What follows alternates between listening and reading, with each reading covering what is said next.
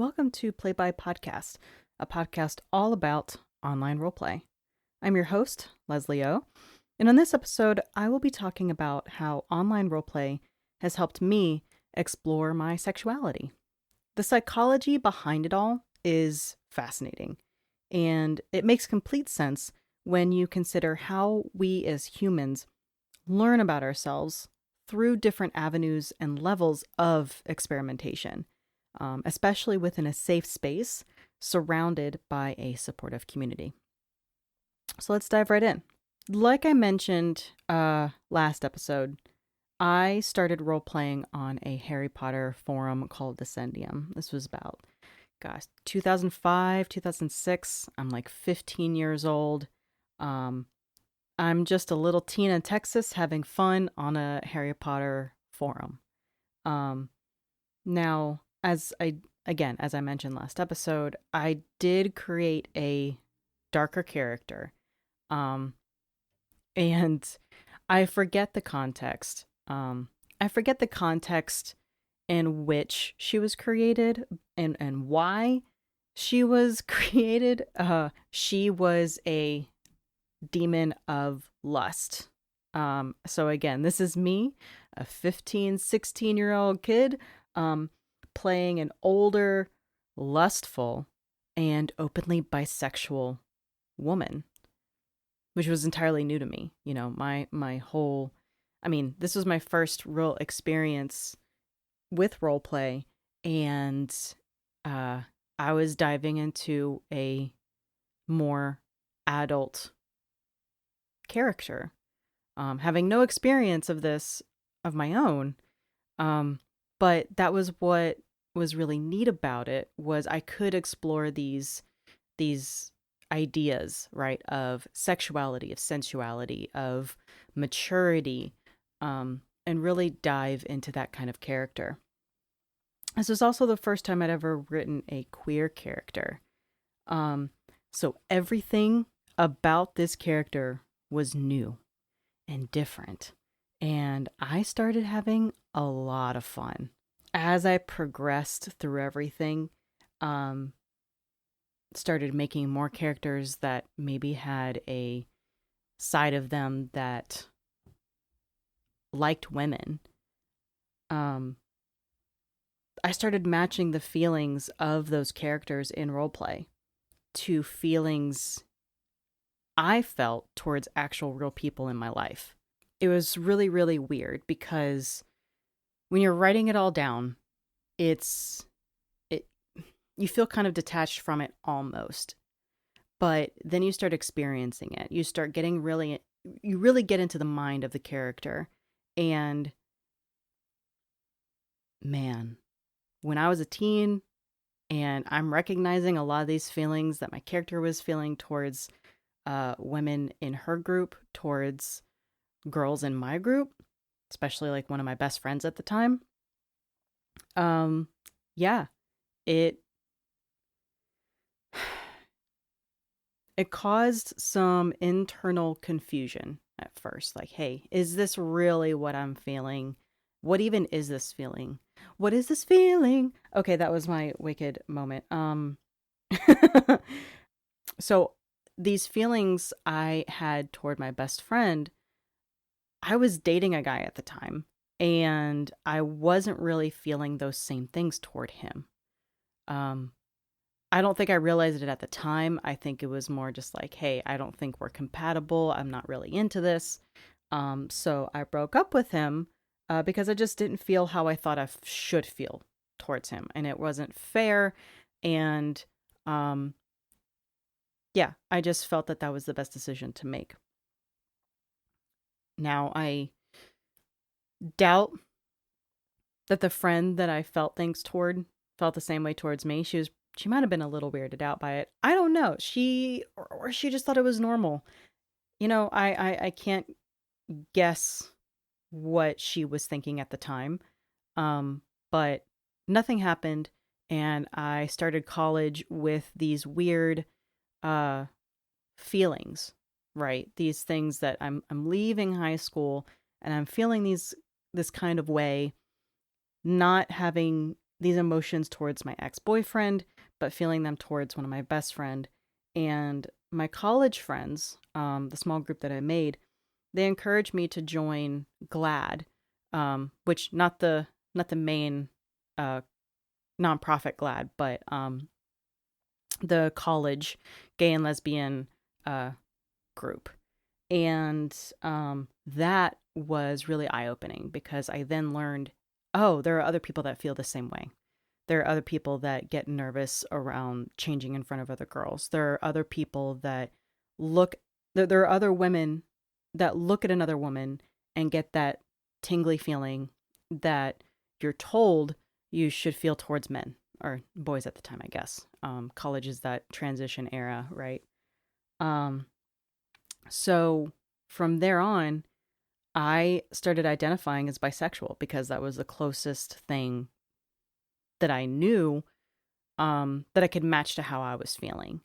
And that all started, this whole thing started because I had stepped out of my comfort zone to play a bisexual character who enjoyed the company of both men and women in a more intimate setting. Um, I started dating uh, young women. And, you know, when sex came around, I was brand new to that. I learned a lot. And I was like, oh, I really, really like this. When in the past, I'd I'd done a lot of things with boys and young men, but it wasn't it wasn't the same. So then it kind of went to my understanding of myself was more like, hey, I'm bi, but with a preference for women. Um, because I still looked at men and I was attracted to them. Which I could go on and on about heteronormativity in our culture, in our society, how everyone is expected to look at someone from the opposite sex and feel attracted to them, um, which that's not at all how it is, right? But it's so ingrained that it becomes second nature uh, for a person to look at someone of the opposite sex and go, oh, yeah, I'm attracted to you.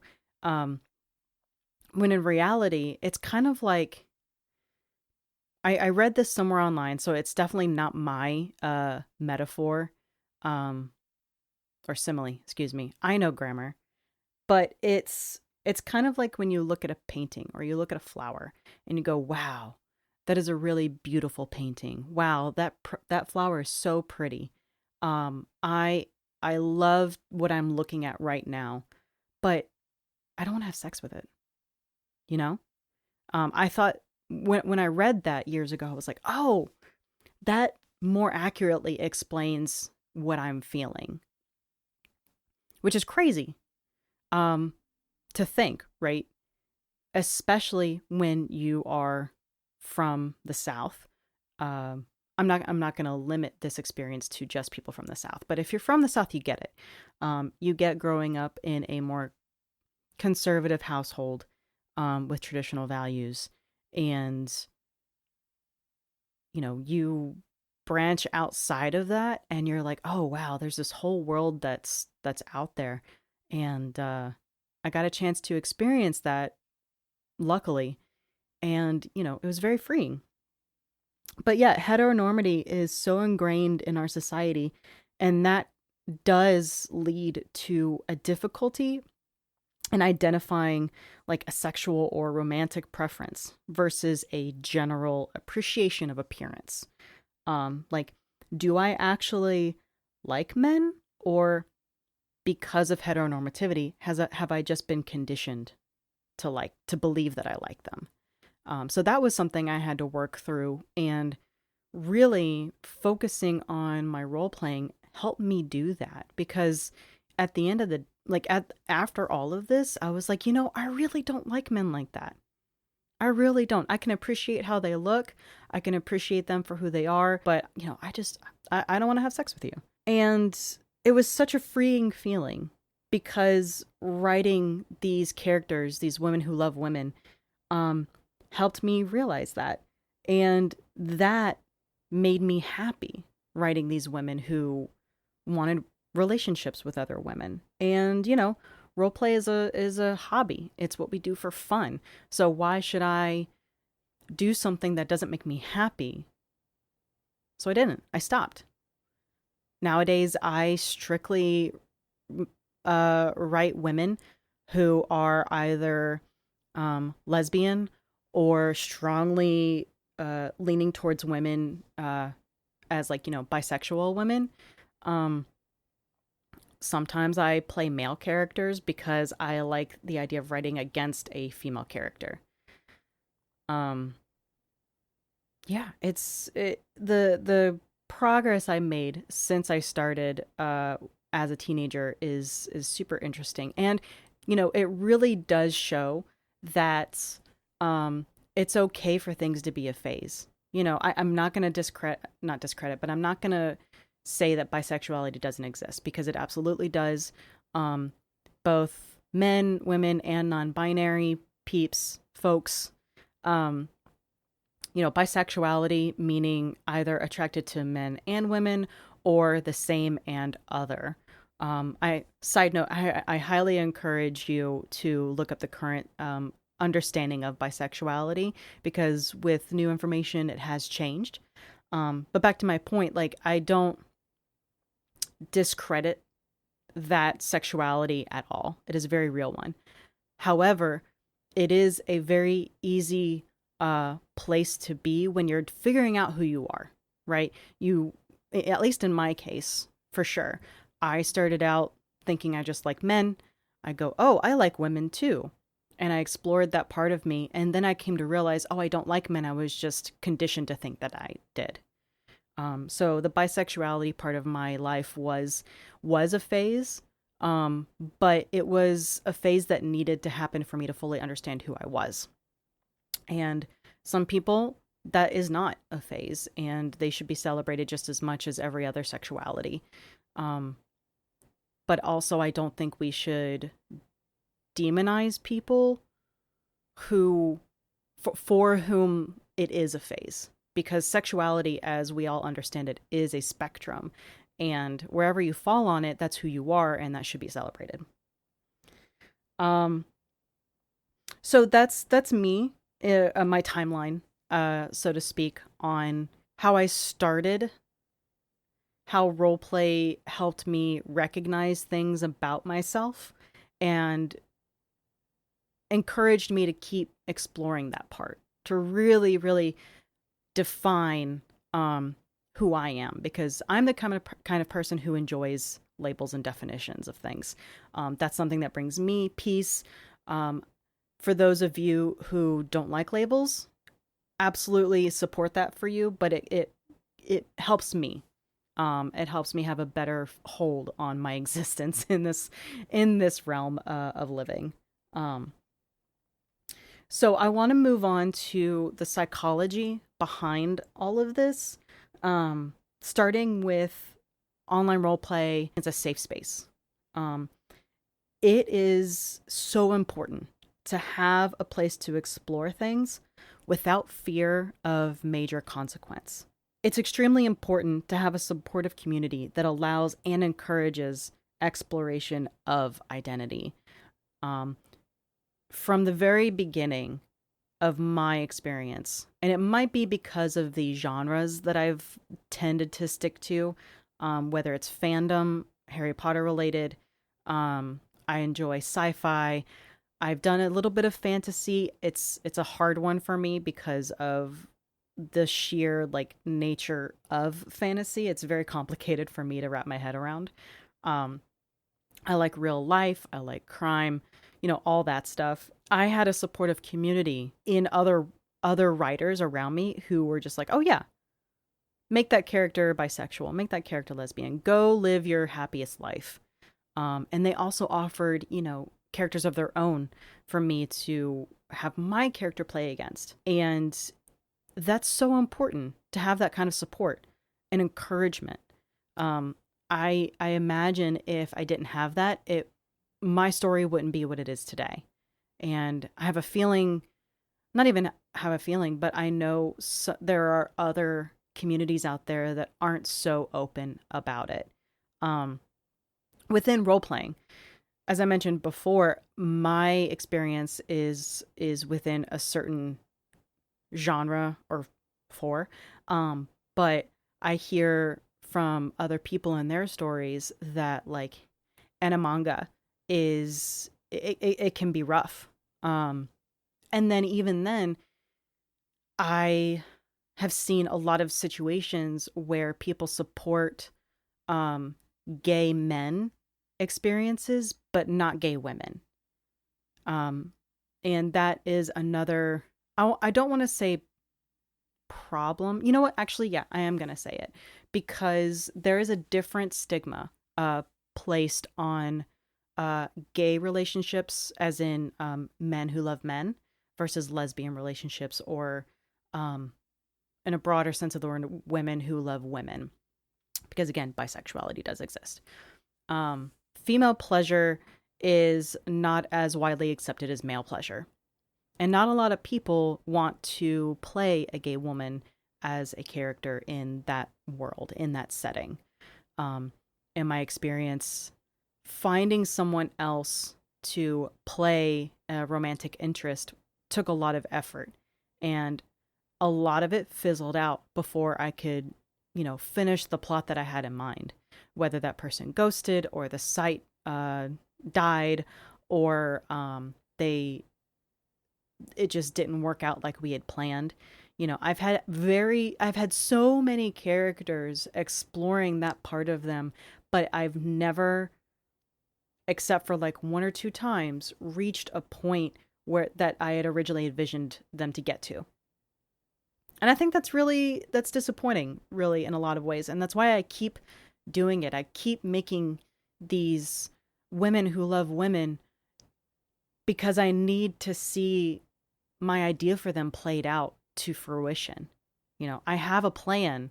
And even if I don't have a plan, I want to see them go through these stages in their life in this specific setting and, just achieve that happiness at the end after going through all of these harsh moments, after going through all this strife.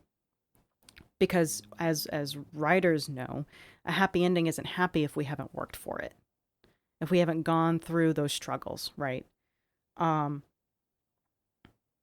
So circling back to the safe space, it's very, very important in roleplay and in real life for people to explore things in a safe environment because they feel that they're able to without being judged. And I was lucky enough to have that in my experience. I know some people weren't, and that really, really is disheartening to me that they didn't have that same level of support and encouragement that I did. Another psychology aspect of the online roleplay, factoring into exploring yourself, is the concept of bleed. And this is the transfer of thoughts and feelings between the character and the player.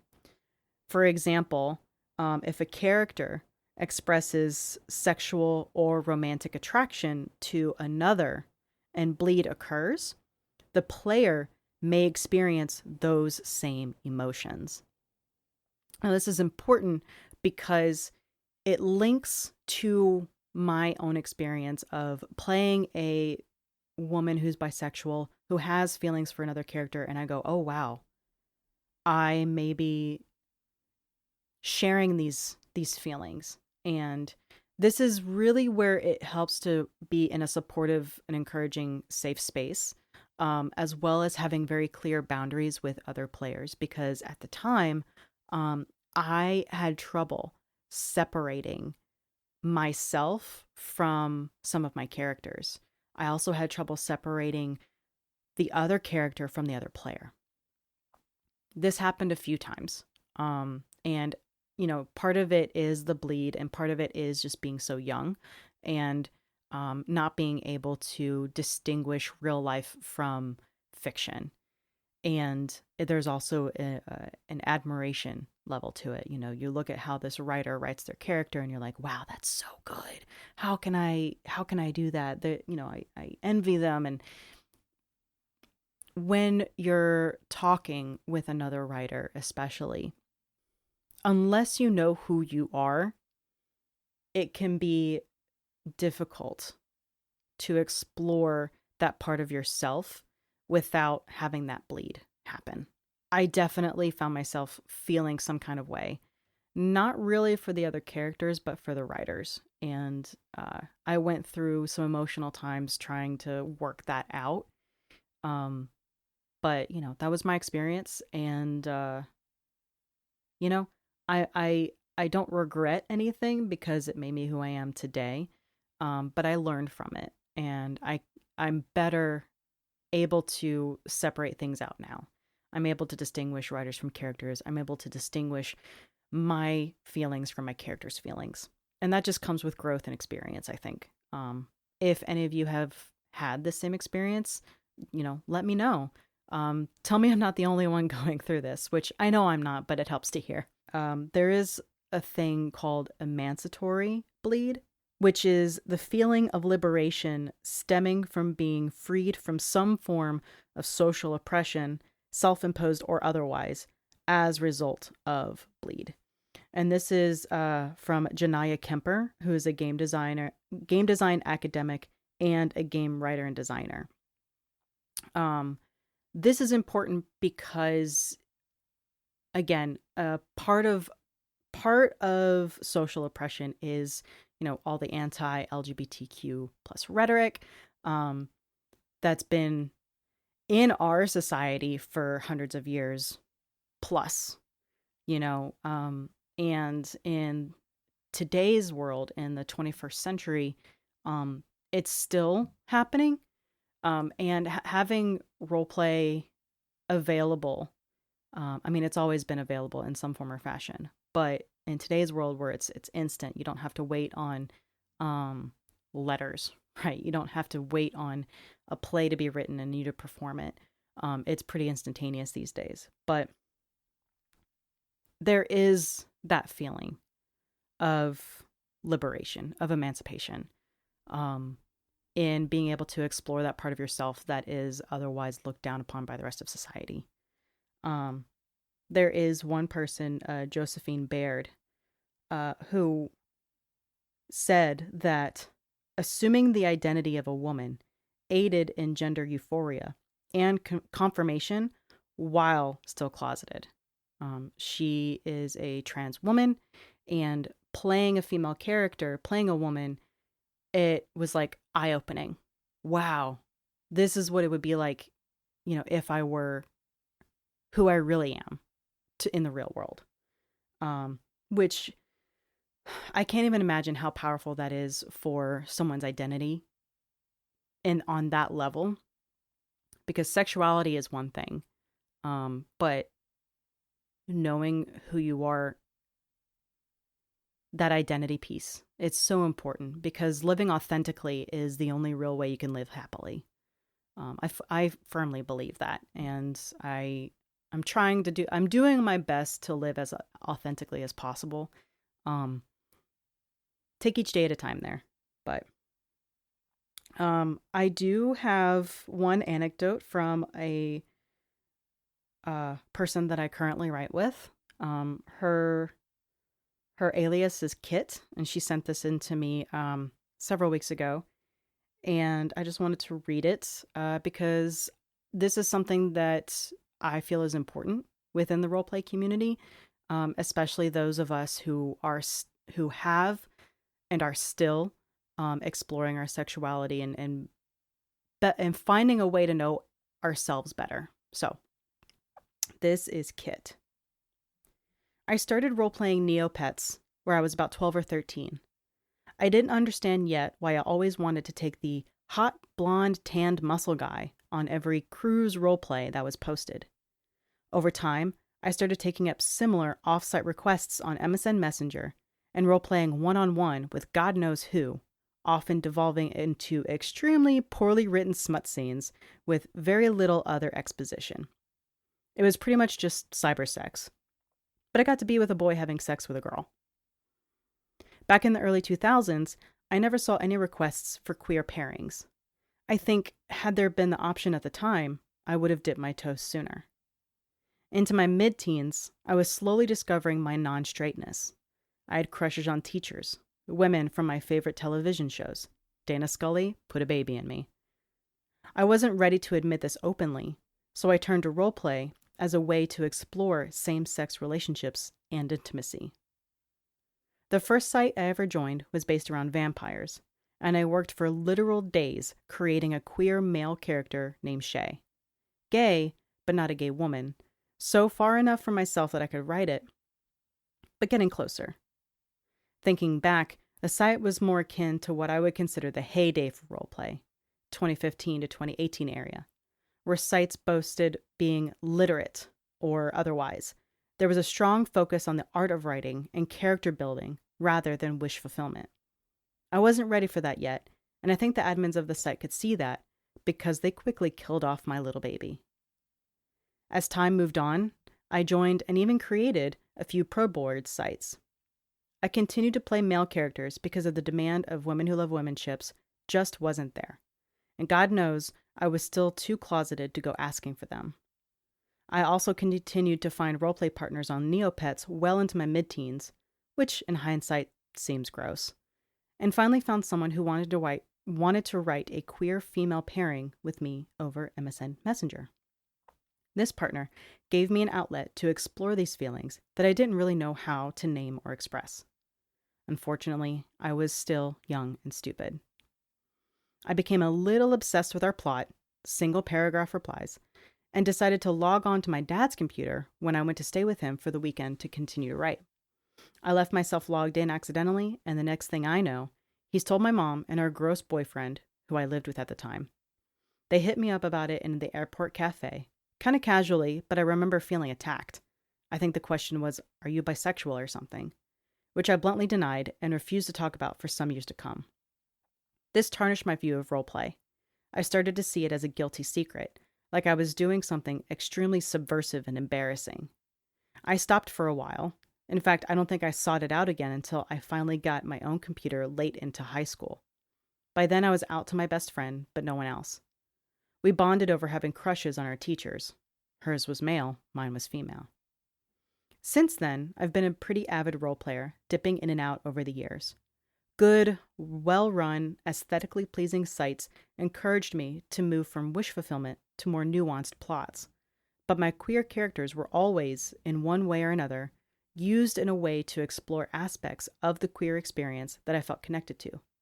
Keeping it a secret from my parents, internalized shame, falling in love with a teacher, fake dating to keep appearances.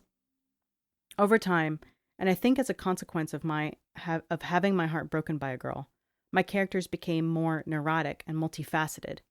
But those central themes of the queer experience remained, and remain to this day. I still feel embarrassed about role-playing. It's weird. Maybe this is because it started out as a kind of sexual exploration through prose. Maybe it's because writing with a partner saw me outed before I was ready. I don't tell anyone in my life about my hobby. I'm always just writing when people ask me what I'm doing. Is this a normal experience? Or is it my internalized shame, despite being a very out bisexual in my real life? It still feels naughty and clandestine. Yeah. Like I said, safe spaces are very important. And having encouragement and support from people around you is also important. And when Kit sent this to me, I was like, oh my God, that's so different from my own experience. And we talked about it for a while, but hers is just one of hundreds, probably more, that are in the same situation. I know for a while I also felt a little yeah, I'm gonna agree with the clandestine feeling of role playing, especially because when I first started saying what it was, people immediately jumped to, "Oh, you're writing about sex online," when it's not that. Yeah, it's one of those things that it takes a while to be comfortable with, and even longer until you're comfortable in your own skin. And I consider myself extremely lucky and privileged to have a partner who supports this part of my life, who actively encourages me to sit down and write, to, and every time I get excited about a particular plot progression or a plot point that I reach and I talk about it, she looks at me with such just love and joy because she sees that part of me that, this is a part of who I am. I'm a writer and I love writing about queer women. I love writing about the queer experience and I love creating multifaceted characters. And it's just, there's a light that happens in everybody when they're doing something that they love. And I count my blessings when it comes to having a partner that sees that light in me and celebrates it. And I really hope that those of you who are listening, if you want a partner, I hope that you find one that celebrates who you are and that part of you. I know this episode is late, and by late, I mean it's late to myself because I wanted to have something like once a month, and then that didn't happen because of Thanksgiving and general brain fog. But I really do enjoy talking about this kind of stuff. I know that there will be more to talk about with this in future episodes. So stick around. We'll talk about it some more. But for now, I hope you've enjoyed this episode. Again, this has been my personal experience in the world of online roleplay. I'm not speaking for anyone but myself. As an update, I now have an official website for this podcast. You can find all the episodes there, as well as all the other platforms on which this podcast is available. Just go to www.playbypodcast.buzzsprout.com. And you can follow me there. You can click on the apps and platforms that it's available on. And I think now you're able to send in like fan mail. I think it'll be at the bottom of the episode description. And yeah, it'll be great. I don't have any ideas for the next episode yet, so bear with me. Plus the holidays, I'm going to be taking time to enjoy Christmas with my partner and her family, and then New Year. So I probably won't get another episode out until probably January. So for those of you who are listening, happy holidays. Have a wonderful New Year. And yeah, until next time.